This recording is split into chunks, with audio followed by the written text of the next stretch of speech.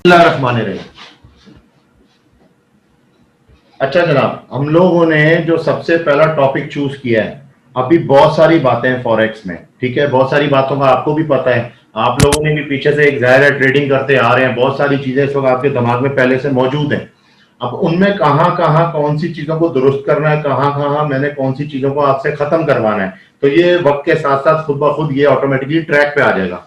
अभी पहली क्लास चल रही है, जो पहली क्लास है ये हमारी सपोर्ट और रेजिस्टेंस पे है। अच्छा, सपोर्ट और रेजिस्टेंस के बारे में आप लोग जो समझते हैं और जो यूट्यूब पे भी वीडियोस है और इसके अलावा जो भी हमारे पास डाटा है, वो यही बताता है कि जो माजी में पास्ट में मार्केट ने जिस जोन के अंदर खास तौर पे आके रिएक्शन दिखाया होता है, वहीं पे आके जब दोबारा मार्केट की प्राइस आती है तो लाजमी रिएक्शन लेती है। यही चीज हमने देखी है, यही चीज हमने सीखी है, लेकिन वक्त के साथ साथ ये पता लगा जब आप मास्टरिंग पे जाते हैं तो पता ये चलता है कि ऐसा नहीं है। उसकी वजह यह है कि सपोर्ट और रेजिस्टेंस जो है वो हम किस नजरिए से देखते हैं, थोड़ा सा अभी उसको हम व्यू कर लेते हैं। ठीक है, मैं इस वक्त आपको चार्ट दिखा रहा हूं, जैसे लेट सपोज ये एक चार्ट चल रहा है, रनिंग चार्ट है M15 का। M15 के अंदर अगर मैं एक जोन लूं, खास तौर पे जैसे डिजाइन करके मैं आपको साथ साथ दिखाता जाता हूं कि एक ये खास जोन है, जैसे ये देखें, ये एक जोन है, ठीक है। इस जोन पे मार्केट जब नीचे की तरफ जाती है, एक मिनट में आप थोड़ा सा मुझे अलाउ करें कि मैं यहाँ पे हाथ का इसमें पेन खोल लूं ताकि मुझे आराम से ड्रॉ करने में आसानी हो जाएगी। इस दरमियान किसी को कोई क्वेश्चन करना हो तो वो मुझसे अपना माइक अनम्यूट करके फिर आप बेशक क्वेश्चन कर लीजिएगा।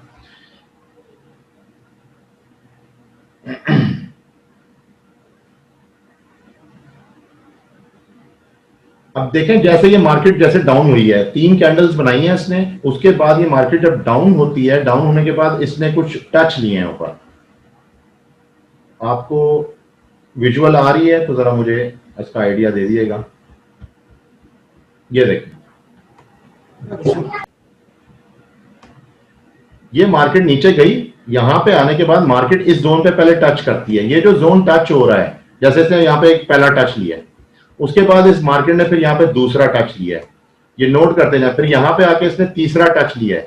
इसका मतलब क्या हुआ कि यहां पे ये जो जोन है, ये कोई परफेक्ट किस्म का सपोर्ट था, वो सपोर्ट लेवल यहां पे आके ब्रेकआउट हुआ है, इस जगह पे आके, ठीक है। बीओ का मतलब है ब्रेकआउट होना, ब्रेक डाउन कह लें, हम उसको ब्रेकआउट ही रखते हैं, जब ऊपर भी होता है नीचे भी होता है तो मैं तो नॉर्मली इसको ब्रेकआउट ही कहता हूं, लेकिन बेसिकली तो ब्रेक डाउन हुआ ये।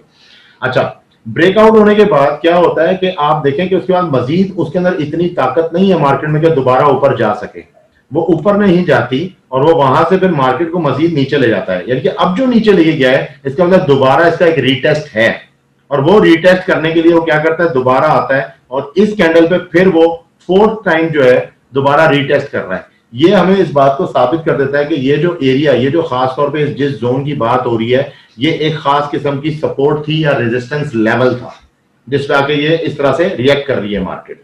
ठीक है, एक बात हो गई। दूसरी बात ये कि अब हम सपोर्ट और रेजिस्टेंस को किस तरीके से देखते हैं। अगर आप थोड़ा सा इसको इस तरीके से देखें कि अब आपको मैं एक नई विजन देने लगा हूं कि मार्केट में हम इसको हॉरिजॉन्टल लेवल में ले रहे हैं, लेट सपोज हम इसको थोड़ा सा वर्टिकल लेवल में भी लेते हैं, ये इस तरह से कुछ, ठीक है। तो अगर हम इसको एक्सिस की शक्ल में, किसी ने एक्सिस को पढ़ा होगा, जिन्होंने नहीं भी पढ़ा वो भी मैं उनको डिफाइन कर देता हूं कि आप इसका अगर एक्सिस लें, जैसे मिसाल के तौर पे ये एक एक्सिस है, तो इसमें एक आपका एक्सिस होता है जिसको हम नाम देते हैं एक्स का, और एक को हम देते हैं वाई एक्सिस का, ठीक है। तो क्या ये जरूरी है, क्या ये बात जरूरी है कि यहां पे जब ये मार्केट इस जोन पे आई, जिसको हम वाई का नाम दे रहे हैं, तो वाई जोन जो है, इसका मतलब कि ये वाई जोन जो है ये प्रॉपर सपोर्ट और रेजिस्टेंस नंबर बता रहा है हमें, यहां पे रिएक्शन होगा। समटाइम आपने ऐसा देखा होगा कि मार्केट जैसे एक सपोर्ट ये जैसा सपोर्ट लाइन है, इसके अंदर क्रॉस करती है, और क्रॉस करने के बाद जब दोबारा टच लेती है तो हम ये समझते हैं कि ये परफेक्ट हमारे पास एक सपोर्ट रेजिस्टेंस नंबर है। लेट सपोज इसका नंबर जो है वो 1.11790 बनता है, लेकिन होता ही है कि 1.117790 के बाद मार्केट जब दोबारा टच लेती है थोड़ा सा और ऊपर ले लेती है, और उसके बाद जब दोबारा टच लेती है फिर थोड़ा सा और ऊपर ले लेती है। यहां पे आगे लोग चकरा जाते हैं और उनको समझ नहीं आती बात की कि ये सपोर्ट लेवल क्या ब्रेकआउट हो चुका है। नहीं, ऐसा नहीं है, ब्रेकआउट नहीं होता। आपको इस बात को समझना होगा कि ये एक्स एक्सिस और वाई एक्सिस का चक्कर है, क्योंकि मार्केट बेसिकली वर्टिकल और हॉरिजेंटल नहीं चल रही, मार्केट एक ट्रेंड वे में चल रही होती है, जिसकी वजह से आपका जो सपोर्ट और रेजिस्टेंस नंबर है वो साथ साथ मूव कर रहा होता है। बात को समझ रहे हैं? इस नजरिए से थोड़ा प्रैक्टिस की जरूरत है, लेकिन ये कुछ मेजर मेजर चीजें हैं जो हम असल में नॉर्मली अपनी मार्केट की ट्रेडिंग के अंदर जब हम अपनी ट्रेडिंग कर रहे होते हैं तो इन चीजों को हम नहीं समझ पा रहे होते। ठीक है, और हम सिर्फ और सिर्फ उसी रूल के तहत चल रहे होते हैं कि ये एक सपोर्ट लेवल है। ठीक है जी, इस सपोर्ट लेवल पे अब मार्केट दोबारा टच करेगी, लेकिन नोट करेंगे दोनों कैंडल्स नीचे हैं, ये कैंडल ऊपर है, ये कैंडल नीचे है। इस वक्त मैं right now currently euro USD के M15 के चार्ट के ऊपर हूं, जो कि इस वक्त लाइव चल रहा है। तो अगर जिनको इसका स्क्रीन का विजुअल सही नहीं नजर आ रहा तो वो काइंडली आप लोग अपने मोबाइल को यूज कर लें, साथ में अपने मोबाइल पे जो है M15 का चार्ट खोल लें, तो आपको नजर आ जाएगा बात किस जगह पे हो रही है, तो ज्यादा इजी समझने में आसानी रहेगी। अच्छा, अब मकसद यह बताने का है कि सपोर्ट और रेजिस्टेंस के ऊपर जितनी भी वीडियोस बनी है और जो भी डाटा मौजूद है मार्केट में, वो सिर्फ और सिर्फ यही बताता है कि या तो आप उसको हॉरिजॉन्टल देख लें, लेकिन आप अगर उसको वर्टिकल चेक करके उसका एक्सिस बनाएंगे तो ऑटोमेटिकली ट्रेंड्स की बात आ जाती है। जैसे मिसाल के तौर पे मैं थोड़ा सा इसको यहाँ पे क्लियर, बात सही आ रही है? कोई भी बिल्कुल परफेक्ट आ रही है सर, बिल्कुल परफेक्ट। आप मेरी बात को समझ रहे हैं? सारा जिस तरह भी लेक्चर चल रहा है बिल्कुल बिल्कुल जबरदस्त हो गया, जबरदस्त हो गया। अच्छा जी, अब ये जो बात है ये मैंने अपनी तरफ से आपको थोड़ा सा एडिशन दिया सिर्फ बात को समझाने के लिए, एक वाई एक्सिस का और एक एक्स एक्सिस का। सही है, अब हम थोड़ा सा इसको जरा मार्केट के हिसाब से देखते हैं कि मार्केट में ये चीज किस तरीके से होती है। इसको मैं डिलीट कर देता हूं, आप क्या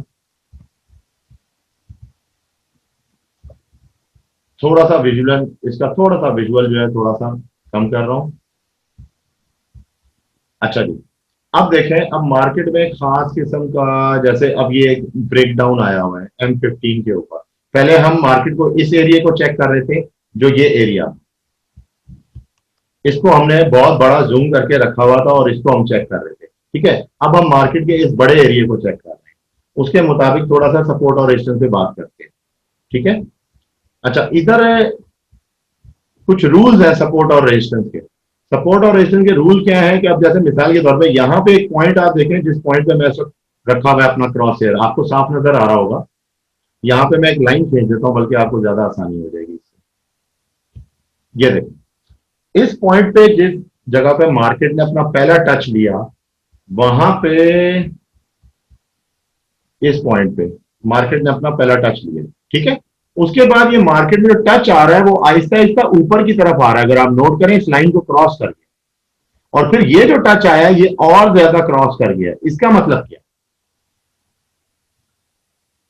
इस चीज को समझना है। इसका मतलब कि यहां पे कोई ऐसा ट्रेंड लाइन है, कुछ ऐसी चीज चल रही है जिसकी वजह से हम मार्केट के विजुअल को सही से पकड़ नहीं पा रहे, हम उसको नॉर्मल अपने हॉरिजॉन्टल वे में ले रहे हैं। अब होता क्या है, ये इतनी इंपॉर्टेंट बात क्यों है कि जब एक ट्रेडर यहाँ पे अपनी ट्रेड डालता है, मिसाल के तौर पे वो एक छोटे से अकाउंट पे काम कर रहा है $20 के अकाउंट पे, और अपनी लेवरेज को भी हाई रखा हुआ है, और उसके पास सिर्फ और सिर्फ स्कैल्पिंग चांस है, तो ऐसे चांस के अंदर अगर वो यहाँ पे आके अपनी एंट्री दे देता है और उसके बाद मार्केट थोड़ी सी पहले ऊपर चली जाती है, उसके बाद फिर मजीद ऊपर चली जाती है, हो सकता है उसका $20 का अकाउंट उड़ जाए। तो ये एक इंपॉर्टेंट और वैलिड बात है कि आपकी एक्यूरेसी तो ना हुई, अगर आपने एंट्री पॉइंट लिया तो उसमें आपकी एक्यूरेसी बिल्कुल भी नहीं आ रही, मार्केट फिर भी ऊपर रुझान ले रही है, तो इसका मतलब यह हुआ कि हम इसको सही तरीके से जज नहीं कर पा रहे। अब सही तरीके से जज करने का सपोर्ट और रेजिस्टेंस का तरीका क्या है? एक तो ये कि ठीक है, हमने मार्केट में ये पॉइंट्स निकालना बहुत आसान होते हैं क्योंकि ये दिख रहे होते हैं, हर किसी को नजर आ रहे होते हैं, तो ये निकालना आसान है। लेकिन अगर मैं यहाँ पे एक मिसाल है, एक लाइन लगाऊं ट्रेंड लाइन के तौर पे, ये ट्रेंड लाइन आ क्यों नहीं रही भाई? मेरा ख्याल है इसके कलर्स का कोई चक्कर है। हाँ, ब्लैक हुआ है। ये कलर आपको सही नजर आ रहा है? राइट जी, ठीक आ रहे हैं। ठीक आ रहा है। अच्छा, अब ये देखें, अब इधर जब हम इसको देखते हैं तो ये ऑटोमेटिकली बता रहा है कि ये जो टचिंग हो रही है ये ऑटोमेटिकली यहाँ पे कुछ ना कुछ, यहाँ पे कोई ट्रेंड चल रहा है, तो आपका एक्सिस तो चेंज हो गया ना इस जगह पे। समझ लेंगे इस बात को?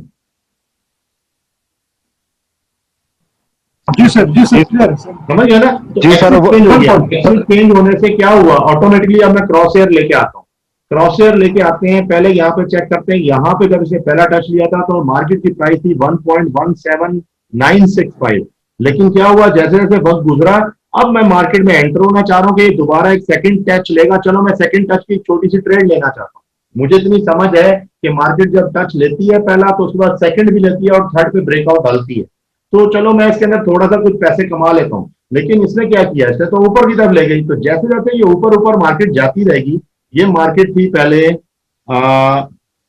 1.17968 पे, अब जब मार्केट ट्रेवल हुई तो मार्केट आ गई 985 पे, अब जब मजीद टच हुई ऊपर गई तो ये चली गई 1.18006। अब आपके दिमाग पे साइकोलॉजिकल इफेक्ट आ गया और वो ये डर आ जाएगा कि अब मेरा अकाउंट माइनस में जा रहा है यार, ये तो मुसीबत हो गई, ये तो ऊपर जाने लगे मार्केट। हालांकि ऐसा नहीं है, मार्केट जैसे जैसे हम मार्केट को टाइम देंगे मार्केट नीचे जानी थी। ये तो इस वक्त देखिए लाइव जो चीज चल रही है हम उसके ऊपर बात कर रहे हैं, तो मार्केट ने तो नीचे जाना था, लेकिन चूंकि उसने आपका जहन तब्दील कर लिया सिर्फ इस वजह से कि आपके पास जो नॉलेज और डाटा था वो हॉरिजॉन्टल पे था, ठीक है, एक्सिस के हिसाब से नहीं था, कि एक्सिस के हिसाब से भी सपोर्ट और रेजिस्टेंस अपना नंबर चेंज करती रहती। अच्छा, ये तो हो गया rule number one. Rule number one जो अभी मैंने आपको समझाया है वो क्या है कि मार्केट जो है, ये आपका रूल नंबर वन है। ये रूल नंबर वन के मार्केट का जो एक्सेस होता है वो कभी भी एक जगह नहीं होता, हॉरिजॉन्टल नहीं होता, ठीक है ना, वो ट्रेंड बेस में होता है। एक तो नंबर वन पॉइंट आपने ये पकड़ लिया कि ये आपका नंबर वन पॉइंट है, सपोर्ट और रेजिस्टेंस के अंदर मास्टरिंग करनी। अब सेकंड पॉइंट पे आ रहा हूं जो कि बिल्कुल मुख्तलिफ बात है। उसके लिए पहले थोड़ा सा मैं इन चीजों को हटा देता हूँ यहाँ से, ताकि थोड़ी सी साथ साथ सफाई भी रहे और बात समझ में आती रहे। सर मेरी आवाज आ रही है अब आपको? जी बिल्कुल आ गई अहमद भाई, आपको मेरी आवाज आ रही है ना? अब आप बस टॉपिक के जी जी साथ। बिल जी जी जी बिल्कुल ठीक है सर। अब ठीक हो थैंक यू गया, सर, थैंक ठीक हो गया। अच्छा जी, अब हम इसमें मजीद एक और बात लेने लगे हैं। वो क्या बात लेने लगे हैं कि हाँ, अब हमने ये देखना है सपोर्ट और रेजिस्टेंस का जो रूल नंबर वन था वो तो हमें समझ में आ गया कि उसके अंदर जो होता है एक्सिस होते हैं और एक्सिस के हिसाब से उसकी कोई एक जगह नहीं होती। इसकी मैं सेकंड मिसाल भी आपको देता हूँ। सेकंड मिसाल ये है कि लेट सपोज आपने लगाया हुआ एक मूविंग एवरेज, ठीक है, मूविंग एवरेज है, मूव कर रहा है ऊपर नीचे, तो वो मूविंग एवरेज भी तो इस बात की गारंटी दे रहा है कि आपकी जो सपोर्ट और रेजिस्टेंस या जो टचिंग आप ले रहे हैं वो कभी भी एक जगह पे नहीं होती। अगर मैं पिछली कैंडल्स का एवरेज निकालूं तो ऑटोमेटिकली मूविंग एवरेज ऊपर ऊपर जा रहा है, लेकिन आपने कभी ये नोट किया है कि मूविंग एवरेज भी एक सपोर्ट और रेजिस्टेंस का काम करता है? आप इस चीज को नोट करें। आप जो लोग जिनकी ईएमए स्ट्रेटेजी है या जो मूविंग एवरेज की स्ट्रेटेजी पे काम करते हैं उनको तो इस बात का पता होगा कि जब मूविंग एवरेज में चेंज आता है, या वो जब मिसाल के तौर पर दो मूविंग एवरेज है, एक आपने लगा दिया जी 8 का, दूसरा आपने लगा दिया लेट सपोज जी 20 का। अब 20 का जो मूविंग एवरेज है वो यहाँ पे आके इसको कर रहा है क्रॉस इस पॉइंट पे। अब अगर क्रॉस कर रहे हैं तो अब मार्केट नीचे की तरफ जाना शुरू हुआ क्योंकि क्रॉस ओवर आ गया। तो इस क्रॉस ओवर के बाद ही, या जिस तरह यहाँ पे क्रॉस ओवर हुआ, उसके बाद मार्केट ने यहाँ पे एक पहला टच लिया इस पॉइंट पे, फिर मार्केट ने मूविंग एवरेज पे दूसरा टच ले लिया, तो ये आपका सेकंड टच हो गया, ये आपका पहला टच था। तो इसका मतलब यहाँ पे क्या हो रहा है, आपकी सपोर्ट और रेजिस्टेंस तो ऊपर नीचे जा रही है, एक जगह तो नहीं रुक रही। ये बात आपने अपने जेहन में से निकाल देनी है, जो पहले सपोर्ट और रेजिस्टेंस के बारे में डाटा आपके जेहन में है कि जी वो एक फिक्स जगह पे होता है, ऐसा नहीं है, ठीक है, ये मूविंग होता है और ये किसी भी एक जगह पे रुकता नहीं है। सही है, अब इसको पकड़ने का तरीका क्या है? अब हम उस बात पे आते हैं जो कि हमारा रूल नंबर टू है। रूल नंबर टू ये है, जो हमारा नेक्स्ट रूल है, रूल नंबर टू, वो ये बताता है कि आपने पकड़ना है ब्रेकआउट और ब्रेक डाउन कैंडल, यानी कि ब्रेकआउट और, मेरा सॉरी मेरा माउस बहुत प्रॉब्लम कर रहा है आज सुबह से लैपटॉप का, मैं ट्राई कर रहा हूं कि इसको कोशिश कर रहा हूं कि मैं चला लूं किसी तरह। समझ आ रही है आपको मेरी बात की? लिखा हुआ वाजे वाजे नजर आ रहा होगा। है सब क्लियर है। जी जी आ रहा है सर, क्लियर। सही है। अच्छा, अब हम इस बात को तो रिपीट कर लेते हैं। अब ब्रेक डाउन और ब्रेकआउट क्या होता है? ब्रेकआउट ये होता है कि जैसे मिसाल के तौर पे, ये आगे क्लासेस में तो मैं आपको समझाऊंगा ब्रेकआउट क्या है, लेकिन अभी इसका थोड़ा सा जरा हवाला देना जरूरी हो गया इस बात को पूरा करने के लिए कि जैसे लेट सपोज अब यहाँ पे मैंने एक जोन पकड़ा है, ये जोन इस वक्त चल रहा है।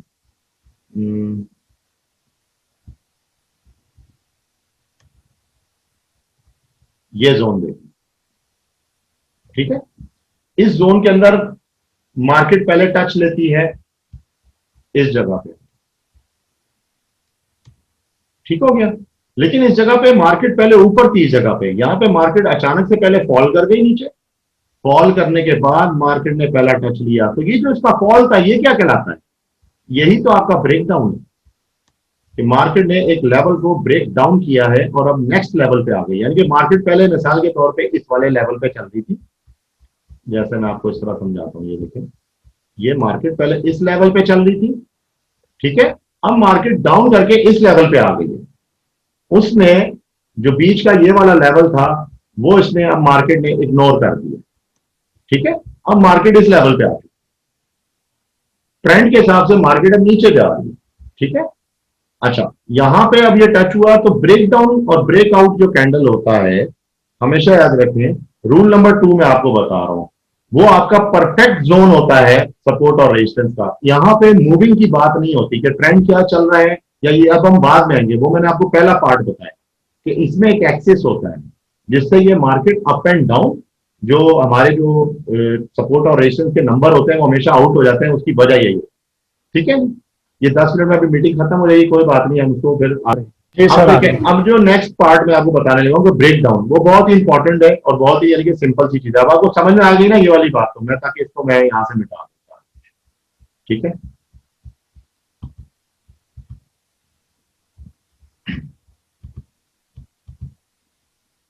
अच्छा जी, अब ब्रेक डाउन के लिए थोड़ा मिनिमाइज करूंगा, मेरी मजबूरी है। अब देखिए, अब हम ट्रेंड की बात कर रहे थे, ठीक है। अब चाहे हॉरिजेंटल हो चाहे वो ट्रेंड में हो, हम एक ट्रेंड ले लेते हैं यहां पे, मिसाल के तौर पे यहां से लेके ये एक ट्रेंड चल रहा है, ठीक हो गया। इस ट्रेंड के अंदर नोटिस करने वाली बात यह है कि मार्केट ने जो ब्रेक डाउन लिया वो यहां पे आके लिया, इस वाले कैंडल पे। ये कैंडल आपको वाज़ेह नजर आ रहा है? जी आ रहा सर। ठीक हो गया। अब इस कैंडल ने जब ब्रेकआउट किया, वो कैंडल कहां से किया, हम उसके ऊपर एक लाइन लगा देते हैं यहां पे अपनी मार्किंग के तौर पर, वो जगह है ये, ठीक है। अब आप ये समझ लीजिए कि ये जो जगह है इस पे 1.18071 इस वक्त राइट नाउ मार्केट का एक समझ लें कि सपोर्ट और रेजिस्टेंस का नंबर है, और ये एक्यूरेट है। लेकिन चूंकि मार्केट मेकर ने ट्रेंड के अंदर रखा हुआ है, तो इसलिए अब आप इस चीज से हट चुके हैं, आपको ये नजर नहीं आ रहा। इसलिए नजर नहीं आ रहा कि आपका ध्यान, अगर यहाँ पे आपको पता हो कि एक रूल नंबर 2 है कि जहां पे भी कहीं पे भी ब्रेकआउट या ब्रेकडाउन कैंडल जहां से स्टार्ट होगा, जहां से उसकी बिगनिंग होगी, वो एग्जैक्ट पॉइंट आपका हमेशा स्मार्ट समझने के सपोर्ट और रेजिस्टेंस नंबर होता है, और वो इफेक्ट करेगा मार्केट के अंदर, ठीक है। इसकी अब एक छोटी सी मिसाल और देने लगा हूं मैं आपको, ताकि टॉपिक को हम थोड़ा सा एंड कर दें और फिर हम नेक्स्ट क्लास की तरफ चले जाएंगे। अब वो जैसे मिसाल के तौर पे पहले मैं ये सारी चीजें क्लियर करता रहता हूँ साथ साथ, ताकि आपको मुश्किल ना हो। अब हम थोड़ा सा टाइम फ्रेम को बढ़ा लेते हैं, H1 पे आते हैं, सही है जी। H1 के अंदर मैं आपको मिसाल देने लगा हूं कि कहां पे ब्रेकआउट वाले कैंडल को हमने कैसे पकड़ना है। थोड़ा सा बल्कि अगर H4 भी ले लें तो ज्यादा बेहतर है, मगर H4 में फिर आप लोगों का विजुअल बहुत खराब हो जाएगा, बहुत ज्यादा खराब हो जाएगा। M30 कर लेते हैं, सबसे बेस्ट मिसाल तो हमारे पास यही थी। ये देखें, अब मिसाल के तौर पे ये यहाँ पे एक बहुत अच्छी मिसाल आई हुई है। यहाँ पे ब्रेकआउट कैंडल यहां से स्टार्ट हुआ है इस पॉइंट से, ठीक है। मगर अगर हम पकड़े इस वक्त नॉर्मल तरीके से इस बात को देखें, तो हम तो ये वाला पॉइंट लेंगे, ये वाला पॉइंट, ठीक है ना। हम इधर लगा देंगे अपनी सपोर्ट और एक जगह ये लगा देंगे।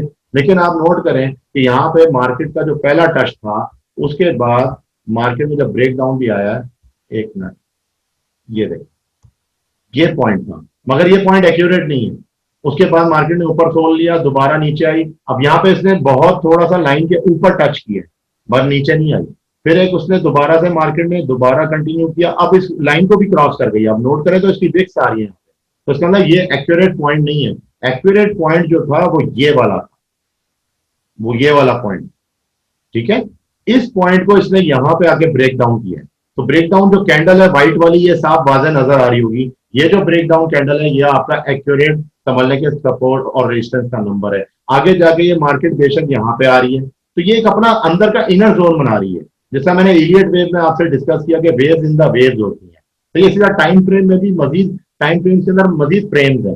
तो इसको अगर हम मजीद थोड़े माइनर कर लें तो वहां पे तो आगे ये बात समझ में आती है कि भाई ठीक है, ये इसका पहला टच हो गया, ये दूसरा टच हो गया। मगर अगर इसका बड़ा विजन लें इस पूरी कैंडल का, इस पूरी होल सोल कैंडल का अगर आप एक बड़ा विजन लें, तो इस मार्केट में डेफिनेटली इस जोन को पहले एक बड़ा टच देना है अगर इसने मजीद नीचे जाना है। ठीक है, तो ये इसका रूल नंबर 2 है। अब बात समझ गए मेरी?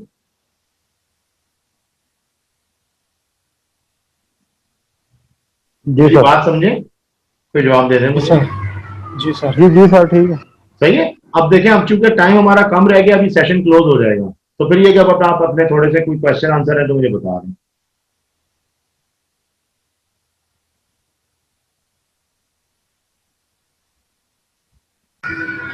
सर आपने अपनी वीडियो में 3 चीज़ें बताई थी सर फ्रेम के बारे में। सबसे पहले आपने कहा था कि एक H4 के अगर H1 के ऊपर हम ट्रेड लेना चाहते हैं तो H4 को हमने डे 1 में ना वर्जन उसके ना विजन देखना पड़ेगा, बिल्कुल H4 में हमें फोकस करना पड़ेगा और H1 पे हमारे पास ट्रेडिंग बिहेवियर होगा। सही, बिल्कुल ऐसा ही है। लेकिन अभी देखें, अभी हम इस वक्त बात कर रहे हैं सपोर्ट और रेजिस्टेंस के टॉपिक पे। सही है, तो सपोर्ट और रेजिस्टेंस के टॉपिक से मैं आपके क्वेश्चन को थोड़ा सा मिला के इसका जवाब दे देता हूँ।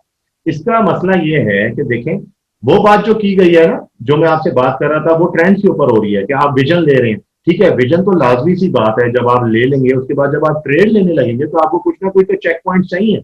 आपको ऐसे पॉइंट चाहिए कि कहां से मार्केट का जो है वो बिहेवियर मुझे मिलेगा तो मैं उसके अंदर एंटर होऊंगा। तो उसके लिए आपको सपोर्ट और रेजिस्टेंस की जरूरत पड़ती है। और सपोर्ट और रेजिस्टेंस की जो लाइंस होती हैं वो किस तरह से ड्रॉ करनी है, उनका कौन सा पहला असूल है, तो वो मैंने आपको एक्स और वाई एक्सिस से समझा दिया कि ये कभी भी हॉरिजॉन्टल नहीं होती, ये हमेशा ट्रेंड बेस में होती है। ठीक है, दूसरा आपको रूल ये समझा दिया कि जहां पे भी आपको एग्जैक्ट यानी कि स्मार्ट नंबर चाहिए तो वो आपको हमेशा वहां से मिलेगा जहां से आपका कोई भी कैंडल ब्रेकआउट हुआ होता है या ब्रेक डाउन हुआ। ठीक है, जब वो ब्रेक डाउन होता है वो नंबर अगर आप पॉइंट पकड़ ले तो आपको मार्केट का बिहेवियर उसके लाजमी नजर आएगा और आप इसको बैक टेस्ट में भी चेक कर सकते सर वाई एक्सिस और है ना एक्सिस सर अगर उस पे ना कैंडल लाइन उससे क्रॉस हो जाए हैं। जी जी तो बिल्कुल। सर फिर तो हम ये है ना सपोज करें कि अब ऊपर की है ना ट्रेंड अब ऊपर की सपोर्ट आई है, नहीं उसने ब्रेकआउट कर दिया रेजिस्टेंस नहीं नहीं, देखें जनी, अभी चूंकि टॉपिक सिर्फ और सिर्फ सपोर्ट और रेजिस्टेंस का है तो अभी तो हम उसकी बात कर रहे हैं, लेकिन आप जो बात कर रहे हैं ना वो फिर हमें ऑल ओवर देखें। ट्रेडिंग का क्या तरीका है कि ट्रेडिंग में आपको बहुत सारी लर्निंग को अपने दिमाग के एक हिस्से में रखना होता है। जैसे मिसाल के तौर पे कि आपने एक अलमारी में 40 किताबें रखी हुई हैं, लेकिन आपको 40 की जरूरत पड़ेगी जब आप अपनी ट्रेड ले रहे होंगे, क्योंकि आप मुख्तलिफ जाविये से मुख्तलिफ एंगल से हर चीज से पहले अपने आप को कंफर्म करते हैं, उसके बाद ही आप ट्रेड लेते हैं। बिल्कुल सर, ये ऐसा ही है ना? तो उसके हिसाब से ये जो पॉइंट की बात है, ये पॉइंट को पहले आपने फॉलो करना है। आपने इसको सपोर्ट और रेजिस्टेंस, जब आप बेस्ट सपोर्ट और रेजिस्टेंस निकालना शुरू कर देंगे तो ऑटोमेटिकली आपको पता लग जाएगा कि आप गैन कैलकुलेटर के मुताबिक जो गैन की जो स्क्वायर 9 की लाइन आती है उससे आप मैच होने लगते हैं और ऑटोमेटिकली आपको समझ आ जाएगी अब हम सही जगह पे पहुंच गए हैं। जिस तरीके से हम सपोर्ट और रेजिस्टेंस को देखते हैं वो तरीका गलत। सर ये मतलब है कि अगर मैं इसको थोड़ा सा और सिंपली आंसर करूं कि जो ऊपर वाला लाइन है सबसे जो है ना बेस्ट सपोर्ट और रेजिस्टेंस वही है, और हमारा जो जिसको आप मैग्नेटिक लाइन भी कहते हैं कि वो सपोर्ट भी है और रेजिस्टेंस भी है। सही। तो ये मतलब है कि हमारा जो है ना बेहतरीन जो है ना एक सपोर्ट भी है और रेजिस्टेंस भी है, और जो हमें ब्रेकआउट कैंडल के बाद मिलेगा। ठीक है सर, लेकिन ये जो नीचे लाइन आपने खींचा है तो ये इसके साथ जोन हो गया है जिसमें भी जो है ना बायर बैठे हैं, बायर भी बैठे हैं और सेलर्स भी बैठे हैं। बिल्कुल बिल्कुल ऐसा ही है। ओके, सही है। सही हो गया। अब हमारे पास टाइम से तो तकरीबन 1.5 मिनट का रह गया है। ठीक है, अब हम हाँ जी सर इसमें ये कि ब्रेकआउट को चेक करने के लिए भी तो पहले सपोर्ट या रेजिस्टेंस लगानी पड़ेगी ना कहीं पे।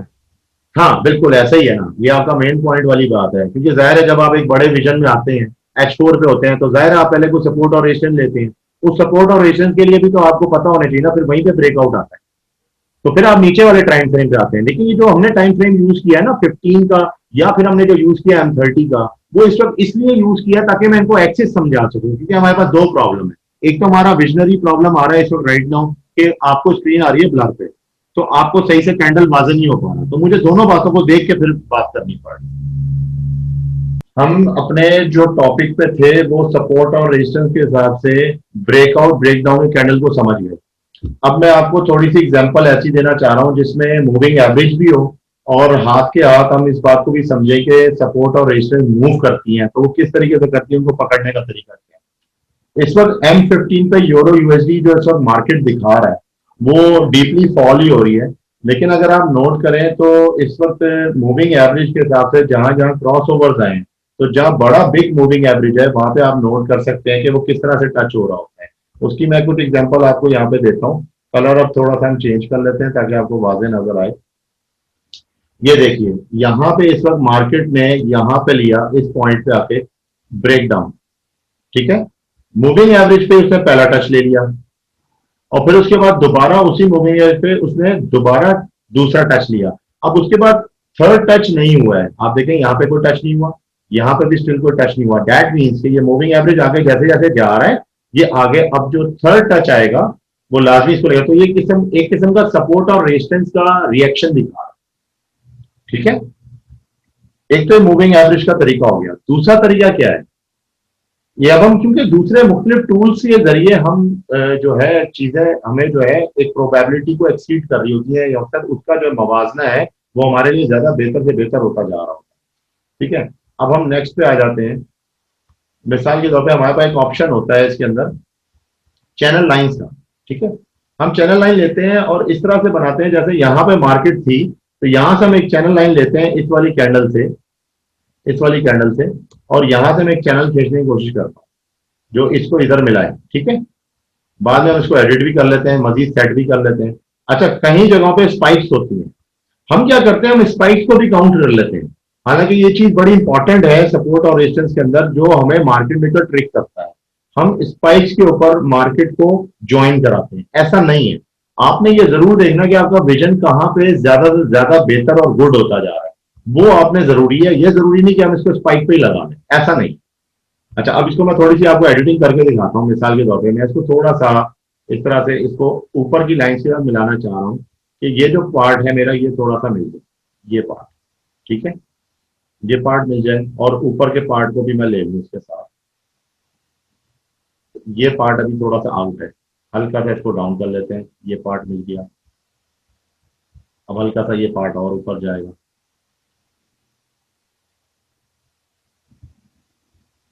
ये पूरी चैनल लाइन जब तरीके से ड्रॉ होगी फिर मैं आपको सिर्फ पॉइंट दिखा दूंगा तो आपको समझ में आ जाएगी किस तरह से ड्रॉ करनी है और क्या क्या ऐसा, ठीक है। अब आप इस चैनल लाइन को बेशक खोल लें तो आपको मेन पॉइंट मिल जाएगा जो मैं समझाना चाहता हूँ। ये देखिए थोड़ा सा आउट हो गया मुझसे,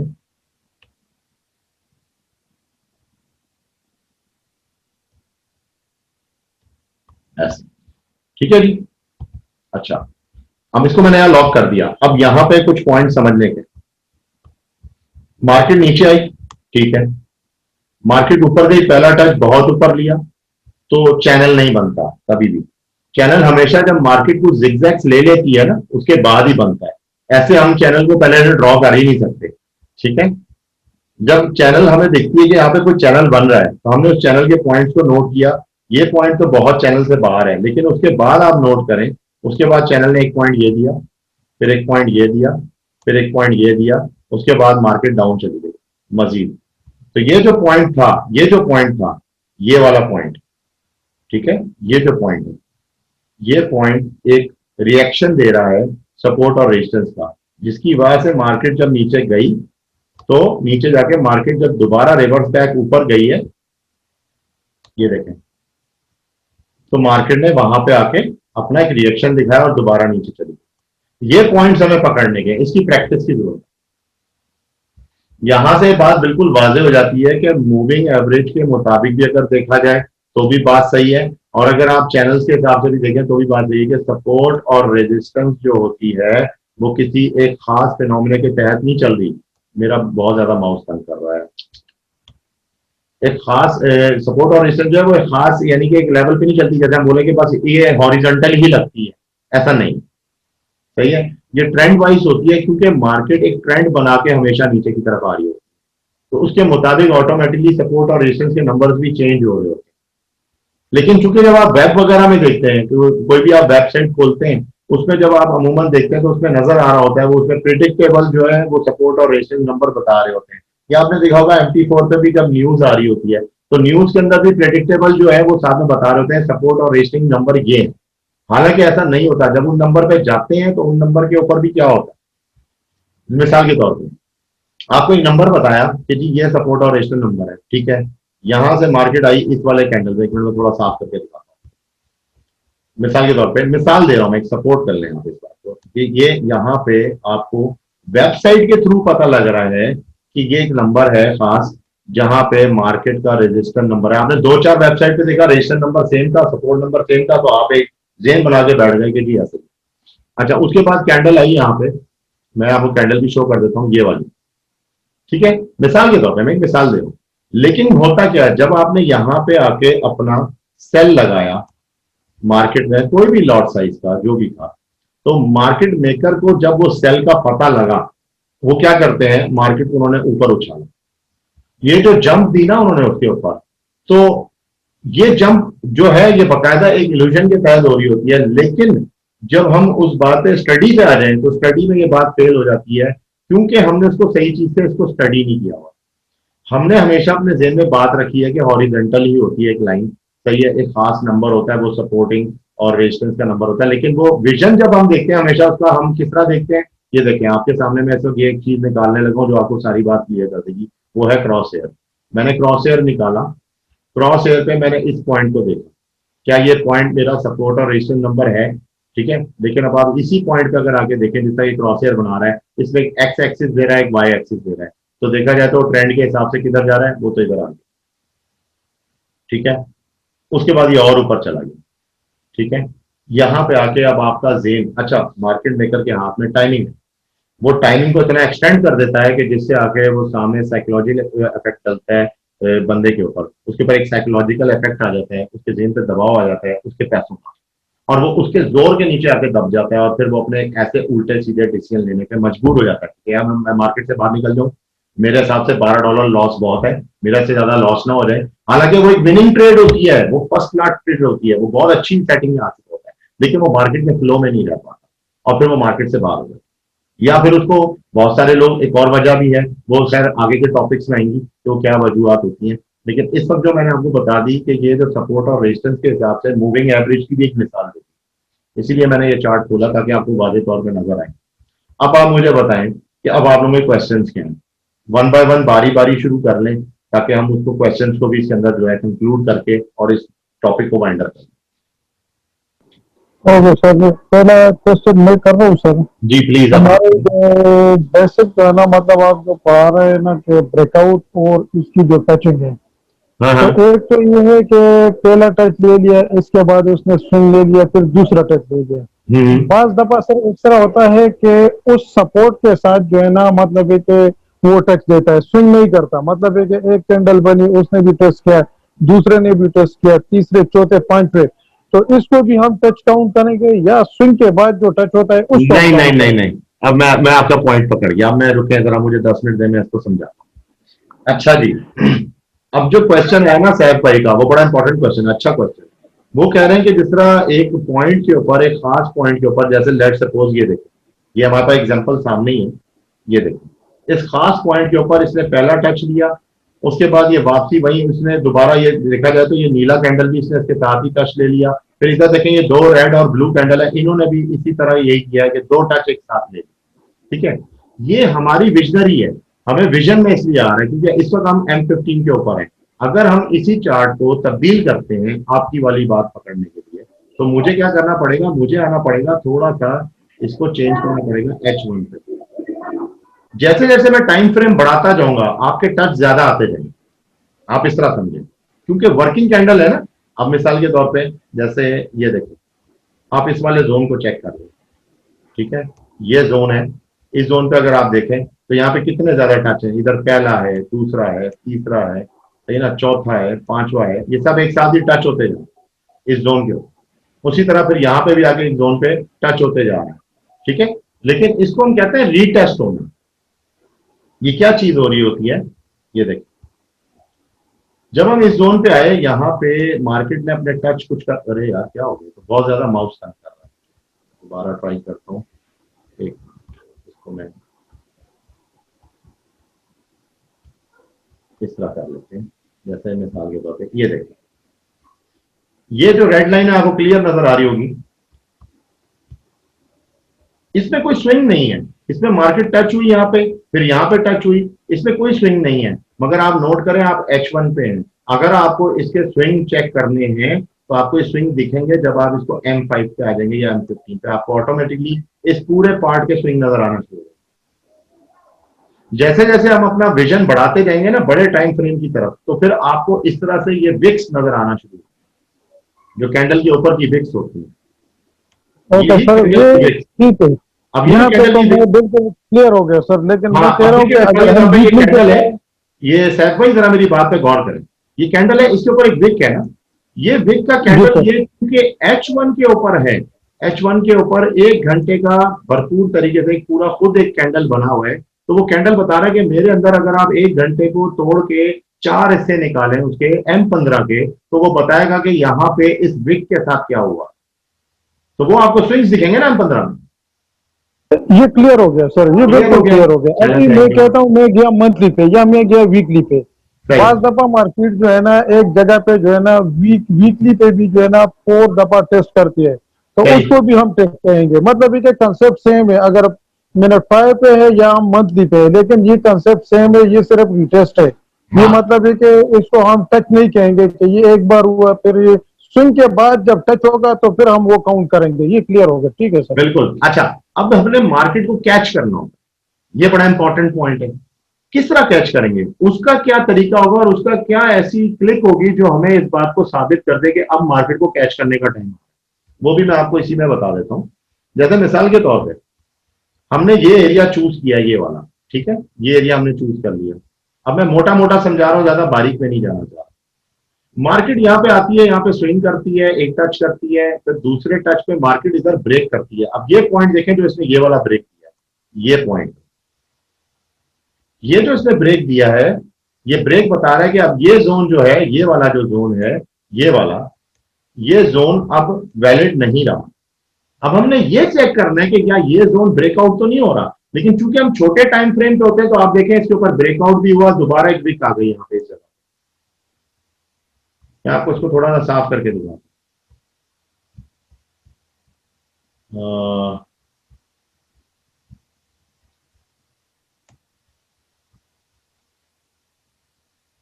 अब देखिए वाजे हो रहा है,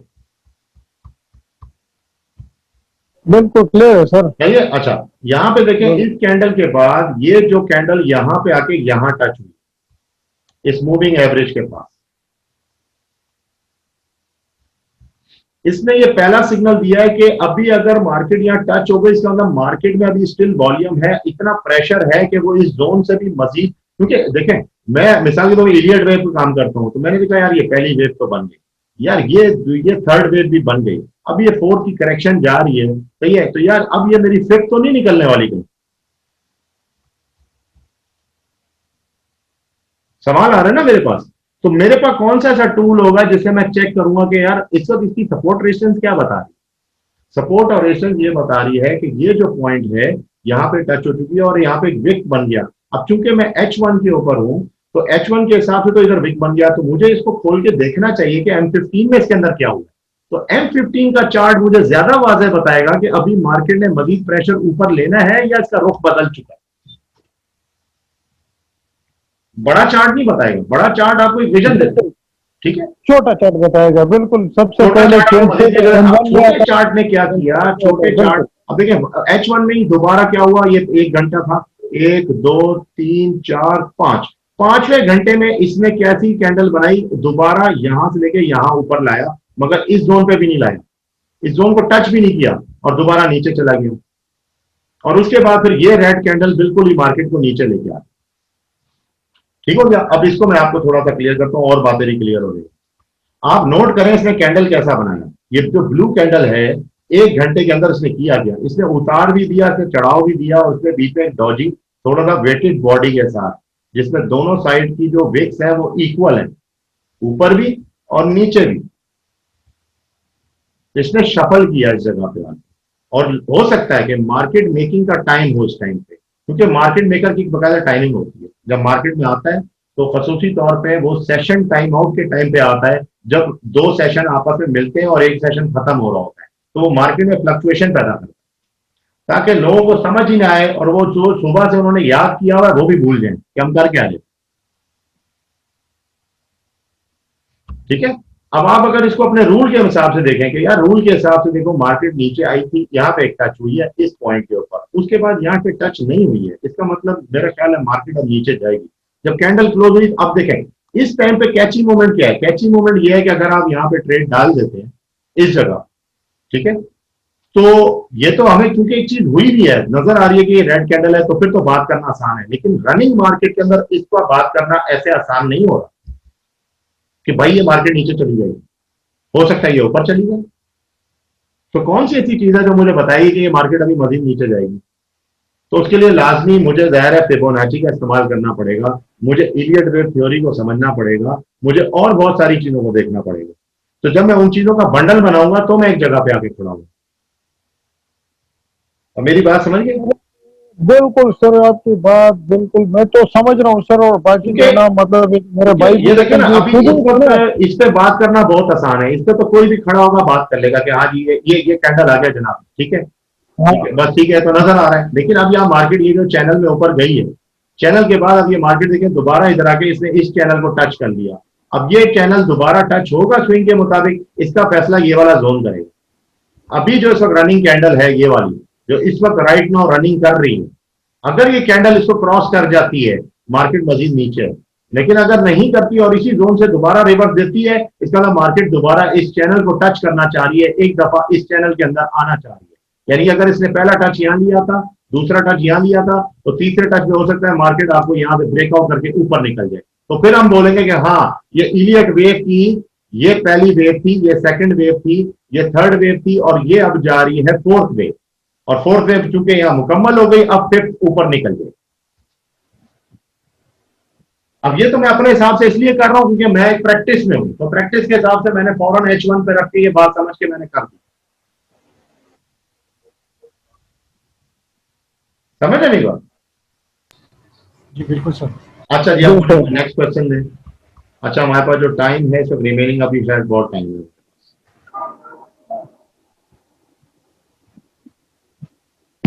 सर मेरा सवाल ये है कि जब एक मार्केट रिटेस्ट करती है, उसके बाद नेक्स्ट उसका वेट करना चाहिए, या जब रिटेस्ट करके नेक्स्ट कैंडल का वेट करना चाहिए, या उसी कैंडल पे उसकी एंट्री बनती है? नहीं, हम उस कैंडल पे हिट नहीं कर सकते। देखें अहमद भाई, हमारा और आपका हर एक बंदे का ना अपना एक तरीका है। हम लोग एक इस्तेमाल करते हैं स्ट्रेटेजी, हमारा एक तरीकेकार होता है, या तुम्हारी ट्रिक क्या, ठीक है, हर बंदे की अपनी ट्रिक है। लेकिन सबसे ज्यादा जिसे कहते हैं ना कि सिक्योर ट्रिक, वो सिक्योर ट्रिक वही होती है कि पहले आप बिहेवियर चेक करो मार्केट का। मार्केट यहां से ऊपर गई थी, उसके बाद जब वापसी इस जोन पे आई है, तो इस जोन में कोई बिहेवियर है, आपने पहले उसको चेक करना है। मिसाल के तौर पे मार्केट ऊपर गई तो ये हम नहीं कह सकते ये तो बहुत ऊपर भी जा सकती है, तो हम अगर यहाँ ट्रिक लें और इधर हम सोचे नहीं यार अब ये दोबारा नीचे जाएगी, मैं सेल डाल देता हूं, तो हो सकता है कि वो आपका अकाउंट ब्लो करके नीचे जाए, तो ये सेफ तो नहीं हुआ। हाँ, अगर ये मार्केट यहाँ टच करने के बाद, दोबारा टच करने के बाद यहाँ पे ब्रेकआउट कर गई है, तो ब्रेकआउट पे आपको चाहिए कि वेट करें कि अब ये मजीद किधर नीचे आती है। वो आपको मदद करेगा आपका सपोर्ट और रेजिस्टेंस। अगर आपके सपोर्ट और रेजिस्टेंस की यहाँ चैनल चल रही होगी, वो ऑटोमेटिकली आपको बताएगी कि यहाँ पे देखो, इधर ये पहला टच हुआ था, उसका दूसरा ये इसने ब्रेकआउट दिया इस जगह पे आके, तो अब यहाँ पे ये जरा देखते हैं नीचे कहाँ तक आ, जहां तक ये आ रहा है वहां पे ये लाजमी मार्केट को ऊपर लेके जाएगा। तो जहां ये ऊपर लेके जाएगा, जहां पर दिल कहता है, वहां आप बाय की ट्रिक को ले सकते हैं। ये आपकी स्ट्रेटेजी आपको खुद धक्का देगी इस बात पे कि अब आप बाय ले लो। क्यों यार, एक टच तो आना ही है लाजमी, मैं वेट कर लूंगा, आप मार्केट में बैठ जाएंगे।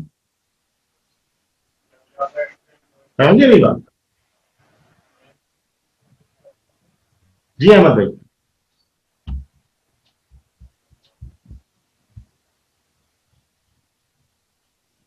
जी अहमद भाई, आवाज आ रही है मेरी? जी सर ठीक है, समझ गया। अच्छा, और कोई क्वेश्चन? सर यानी कि वो एक गैप को पूरा करेगा जब हाँ, हमें वो ब्रेक अपनी डाउन गैप को करना है। लाजमी पूरा करता है। असल में हो क्या रहा है, मैं आपको एक और चीज समझाता हूँ, ये क्योंकि मेरी पहली क्लास है, इसलिए मैं चाहता हूँ कि इसमें जितना मैं आपको भरपूर तरीके से इसमें जो भी चीजें ऐड हो सकती हैं कर दूं आगे, क्योंकि अब टॉपिक्स पे टॉपिक्स निकलेंगे बहुत ज्यादा। आपने एक नॉर्मल कैंडल को कभी मूव होते हुए देखा? आप उसको चेक करें, अगर इसने ऐसी शक्ल बनानी है तो वो स्टार्ट किस तरह करेगा? वो यहां से स्टार्ट हुई, पहले तो वो ऊपर की तरफ जाती है थोड़ा सा, उसके बाद अब वो क्या करती है, दूसरी शक्ल वो थोड़ी सी जूम करके ब्रेक बना के अब वो थोड़ी नीचे जाती है, फिर वो नीचे का एक बॉटम पूरा बना लेती है। अब वो थर्ड कैंडल क्या बनाती है, वो नीचे क्योंकि बॉटम बना चुकी होती है, अब वो एकदम ऊपर चली, और ये जो जी कैंडल आपकी तैयार हो गई, M5 का कैंडल बन गया। आपने ये नोट किया कैंडल्स के अंदर?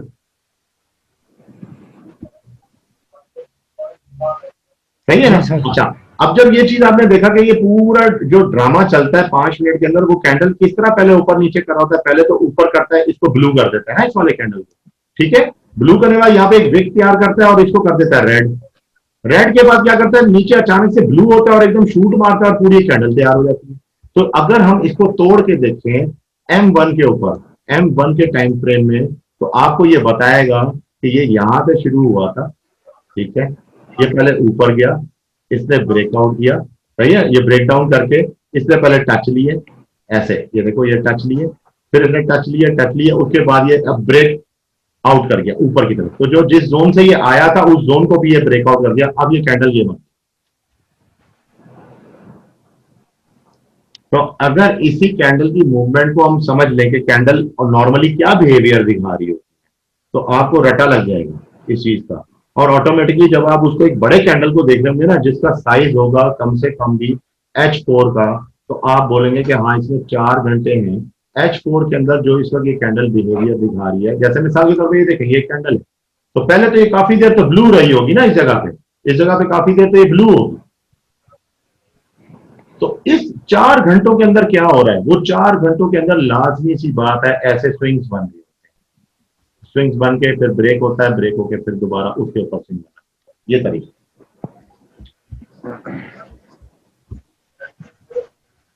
अभी चूंकि सपोर्ट और रेजिस्टेंस के टॉपिक पे हम डिस्कशन कर रहे हैं, तो अभी हम ये पकड़ना चाह रहे हैं कि डायग्राम बनानी हो या ड्राइंग करनी हो, कैसे इसको कैची पॉइंट्स को, कौन से ऐसे कैची पॉइंट्स हैं जिनको हम लें और बहुत परफेक्ट तरीके से बना सकें, सही है, ताकि हमारी एनालाइजेशन जो है वो बहुत ज्यादा अच्छी हो जाए।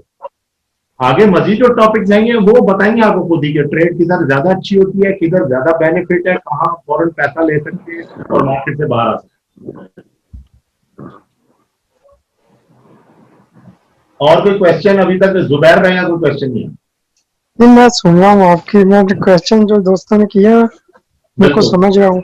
हाँ, तो वो आपको भी बेनिफिट कर रहे हैं। अब आपके भी जेब में कोई सवाल है तो बताएं, ताकि फिर हम इसको फिर बाइंड अप करें।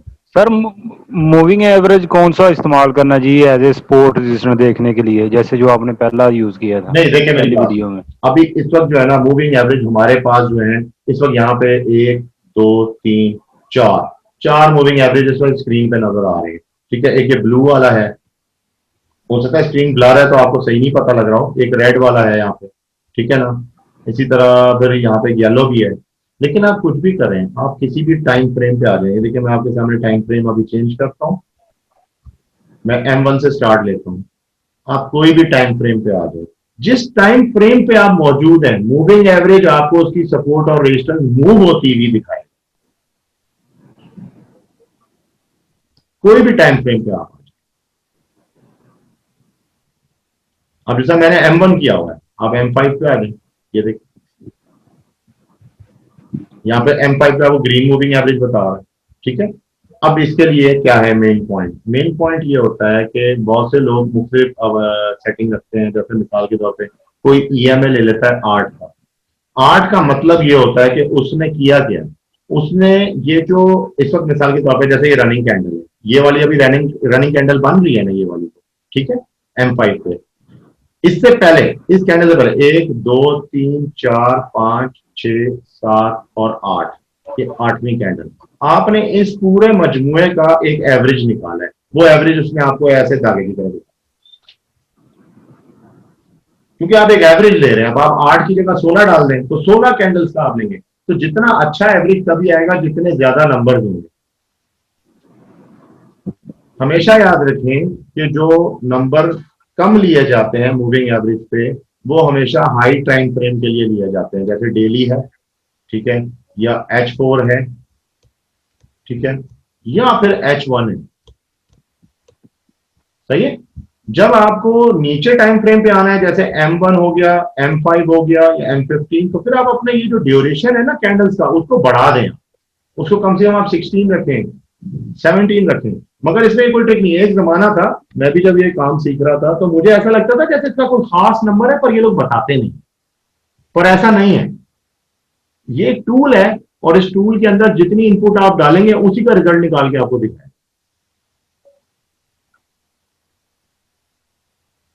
मूविंग एवरेज सबसे ज्यादा इस्तेमाल किया जाता है बाइनरी ऑप्शन पे।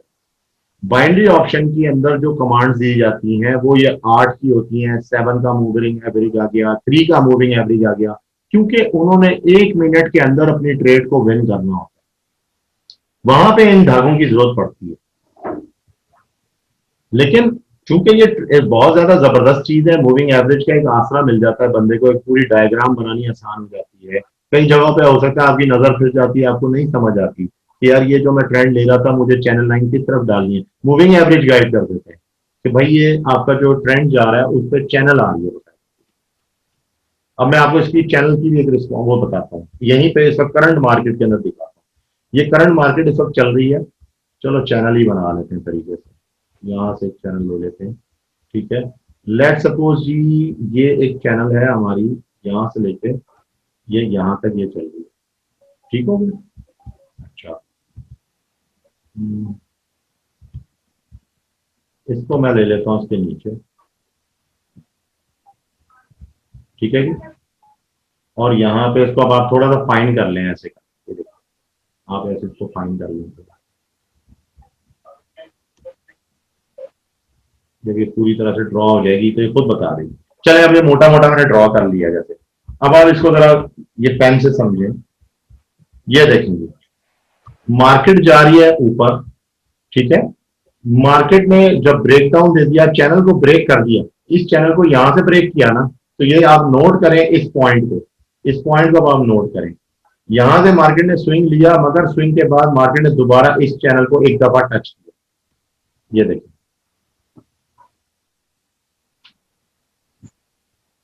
ठीक है। ये अगर इसने यहां टच करके मार्केट नीचे चली गई है, तो जब बड़े टाइम फ्रेम पे आप देखेंगे ना, तो ये जो टच आ रहा है, चले इसको क्रॉस हेयर पे चेक कर लेते हैं। ये जो टच आ रहा है, ये क्या नंबर आ रहा है, इसका नंबर देखते हैं, बात और क्लियर हो जाएगी। M5 पे है आप, M5 पे इसका टच है 1.17718, ठीक है जी, 1.17718। अब मैं इसको चेंज करता हूं M30 पे, तो अब आपको सही समझ में आएगी। 1.17718 की जो कैंडल थी, ये 19, ये कैंडल यहां पे विक बना के नीचे गई है, ठीक है। छोटे टाइम फ्रेम पे थे आप, M5 पे थे, उसने वहां अपना टेस्ट दिखाया है। लेकिन अगर M30 पे देखें तो यहाँ टेस्ट देखना बहुत मुश्किल है, आपको ये टेस्ट दिख नहीं रहा। अब मैं आपको इस तरह करके दिखाता हूँ, ये इसकी विक है, ये वाला 1.1771881, ठीक है। यहां से ये दोबारा विक बना के मार्केट को नीचे ले गया। अब इसको तो यहां देखना बहुत मुश्किल है, M30 पे इसका अंदाजा लगाना बहुत मुश्किल है, इसलिए तो यहाँ पे इसको एक रीटेस्ट लिया। लेकिन इसी रीटेस्ट को अगर मैं उस तरह खोल के देखूं और इसको मैं देखूं M5 पे, वो रीटेस्ट दिखा रहा है बताता कि इस जगह पे यहाँ पे रीटेस्ट हुआ है 1.17719। अब ये चूंकि यहाँ स्विंग ले रहा है, अभी ये क्योंकि एक झालर बनाएगा, ये झालर बनाने के बाद इस नंबर का जरूर आएगा।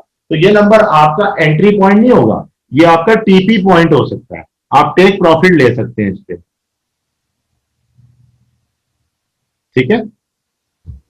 ये सर, ये जो हम स्पॉट रेजिस्टेंस लगाते हैं डेली के अंदर और 4-1 के अंदर, एच एच जी H4 के बोलिए। अंदर और H1 के अंदर, ये फिर वैलिड नहीं रहते फिर छोटे टाइम फ्रेम में?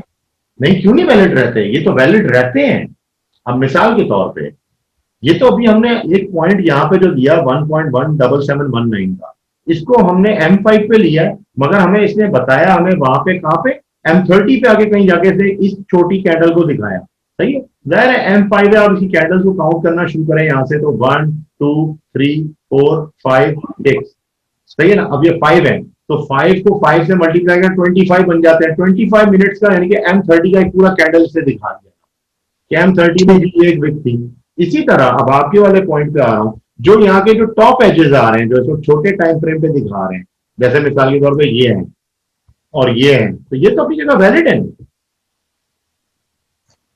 यहाँ से मार्केट रिस्पेक्ट तो होगी। अच्छा, इन दोनों की जो वैलिडिटी है, इन दोनों को चेक करने के लिए हमें क्या करना पड़ेगा, आपको टाइम फ्रेम को शिफ्ट करना पड़ेगा इसकी वैलिडिटी को चेक करने के लिए कि अब ये वैलिड भी रहे कि नहीं रहे। अब मिसाल के तौर पे कभी मजीद, चूंकि छोटा टाइम फ्रेम है तो ये कभी दिखाएगा बहुत नीचे जाना है इसमें, लेकिन बड़े टाइम फ्रेम पे ये खाली दिखाएगा कि मैं खाली यहां गया था, अब मैं बस यूं जा, लेकिन उसके अंदर टाइम लैगिंग बहुत ज्यादा है। इसके अंदर जो टाइम लैगिंग है वो कम से कम 2 दिन की हो सकती है, लेकिन छोटे टाइम फ्रेम पे क्या है कि आपको हो सकता है 1 घंटे में बता दें कि कितनी नीचे जा रहा है। मार्केट जो है एक तरह से देखी जाए तो मार्केट जब यूं यूं यूं ट्रेवल करके ऊपर की तरफ जा रही होती है तो 2 काम कर रही होती है। एक तरफ तो उसके अंदर मास और वॉल्यूम आ रहा होता है, दूसरी तरफ ये जो चीज चल रही है ना इस एक्सिस पे, ये आपका टाइम है। ठीक है, साथ साथ ये भी चल रहा। सर फिर तो वो लॉन्ग ट्रेडिंग के लिए तो टाइम फ्रेम बड़ा ही देखना होता है ना, और शॉर्ट ट्रेडिंग स्कैल्पिंग करनी होती है, ऐसा वो नहीं देखना है, होता है। ऐसा नहीं है बिल्कुल भी। देखें, हमारे ज़हनों में ये होता है कि हम जो अगर लॉन्ग टर्म ट्रेडिंग करनी है तो हमने इन टाइम फ्रेम का इंतखाब करना है, D1 W1 और मंथली। ऐसा नहीं है। मैं अगर स्कैल्पर हूं और सिर्फ एक 5 मिनट की स्कैल्पिंग करना चाह रहा हूं तो मुझे सबसे पहला सवाल यह है कि सेल, और दूसरा सवाल, जैसे पहला सवाल क्या है, सेल लेना है बाय लेना है। इस सवाल को पूरा करने के लिए मुझे सबसे पहले हाई टाइम फ्रेम पे आना पड़ेगा कि मार्केट में इंपैक्ट जोर किधर है, क्योंकि अगर इन केस को न्यूज आ जाती है, मैं हमेशा न्यूज को एक बहाना बोलता हूं, न्यूज सिर्फ एक बहाना है कैंडल को बूस्ट करने का। इस कैंडल के अंदर अगर वॉल्यूम पैदा करनी है तो कोई न्यूज ही करेगी, न्यूज आएगी और वो ऑटोमेटिकली वॉल्यूम बूस्ट हो जाएगा। तो इसी तरह ये सेल और बाय का जो क्वेश्चन है, ये पूरा करने के लिए मैंने, क्योंकि स्कैल्पिंग करनी है और M5 पे करनी है, सिर्फ 5 मिनट की स्कैल्पिंग कर रहा हूं, लेकिन मुझे ये तो पता लगे कि आया मेरा क्या चीज ज्यादा स्ट्रांग होगा, मेरा बाय स्ट्रांग होगा या मेरा सेल स्ट्रांग होगा। तो ऑटोमेटिकली मैं क्या करूंगा, पहले बड़े टाइम फ्रेम पे जाऊंगा, वहां बड़े टाइम फ्रेम पे रहते हुए पहले मैं पूरी मार्केट का ट्रेंड देखूंगा, उसका रुझान देखूंगा, फिर उस रुझान के अंदर भी एक चीज देखनी है कि मिसाल के तौर पर मार्केट में ये 2 वेव बन गई और इस पॉइंट पे आके अब इस पॉइंट पे करेक्शन वेव चल रही है, तो रेट रुझान किसका है, मार्केट पे बड़ा रुझान तो बाय का है, मगर जो टाइम में तुम आ रहे हो, जिस टाइम पे तुम कमाना चाह रहे हो, उस टाइम पे मार्केट का रुझान इस वक्त सेल पे, क्योंकि इस वक्त मार्केट क्या कर रही है, एक करेक्शन बना रही है। तो आपका वेव का पता होना बहुत जरूरी है कि इस वक्त करंट टाइम के ऊपर वेव कौन सी चल रही है। ठीक ठीक हो गया।